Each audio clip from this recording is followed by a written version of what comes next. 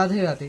যারা নতুন ব্রিডার আছে তাদের অনেকের পাখি জোড়া নিতে চাইছে না, তার জন্য তাদেরকে প্রথমে দুটো সেমি অ্যাডাল্ট পাখি নিতে হবে, তাদের সেম এজ হতে হবে।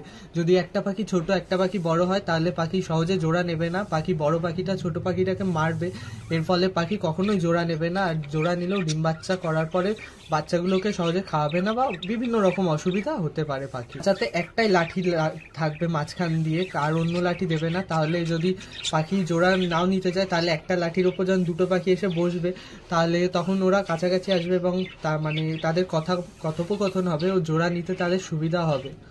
মুডে থাকা পাখি হলে সব থেকে ভালো হয়, তাহলে ডিম বাচ্চা ওরা খুব তাড়াতাড়ি করবে।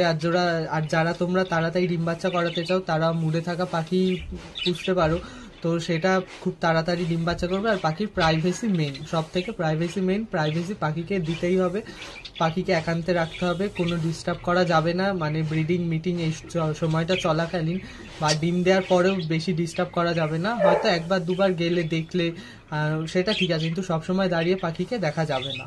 পাখি নিয়ে কারোর কোনো সমস্যা থাকলে অবশ্যই তোমরা কমেন্ট করে জানাতে পারো।